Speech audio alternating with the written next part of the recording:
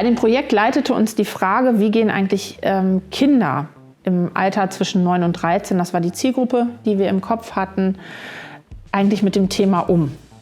Diversität, was ist das eigentlich? Nehmen die das wahr? Und auch der Aspekt, welche Benachteiligungen erfahren sie im Alltag? Theater ist was Aufregendes, Theater ist was Lebendiges, Theater ist was Herausforderndes, Theater setzt Impulse.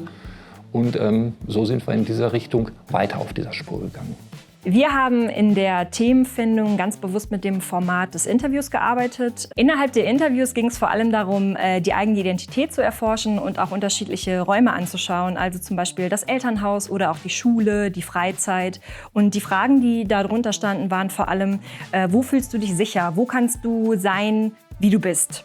Besonders interessant ist es natürlich dann, wenn man sich das zu Hause angucken kann, sozusagen. Also zu Hause im Sinne von in meiner Gruppe, in meinem Rahmen, in meinem Jugendverband, in der Einrichtung, in der ich so unterwegs bin, auch vor dem Hintergrund, dass ich dort vielleicht auch noch mal anders über die Themen sprechen kann. Wir packen immer unseren KJT-Bulli voll mit den ganzen Requisiten, dem Bühnenbild. 3 SchauspielerInnen, 2 Techniker, Regieassistenz und einer Theaterpädagogin und fahren zu den Jugendverbänden und verwandeln dort dann eben das Jugendzentrum in eine Theaterbühne. Und was bist du noch außer Blau? Junge? Ach, das ist schlau. Ja, genau, Jungs sind blau. Ja, weil cool und kalt. Nein. Doch, natürlich sind Jungs cool, sie auch. Und Mädchen nicht. Doch, die auch, aber anders halt. Ich erinnere mich noch, es gab ein eingebautes Quiz, das hat die Kids abgeholt. Und sie haben danach auch noch wochenlang davon erzählt. Kommen wir zur ersten Frage unserer zweiten Runde. Wir hatten in den Wochen danach auch die Diskussion, wie wir den Mädchenraum nennen. Das ist der Mädchen-Sternchenraum.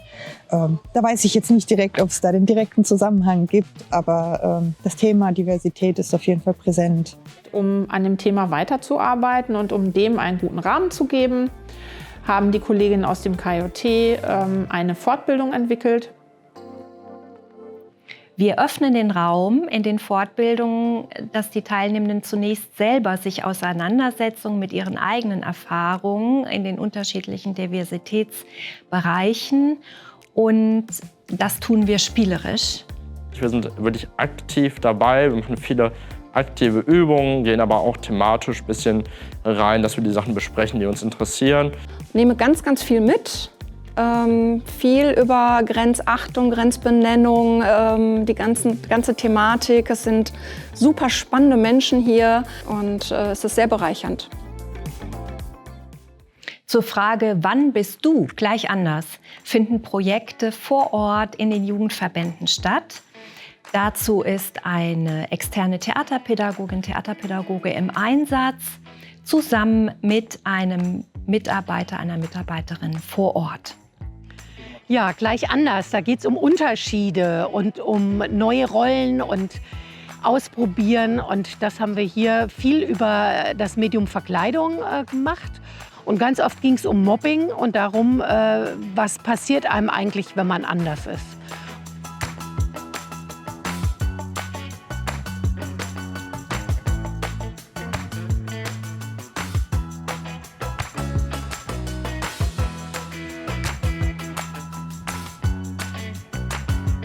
Hallo, ich bin Chiara. Mir ist egal, was andere Leute über mich denken. Und ich ziehe einfach an, was ich mag.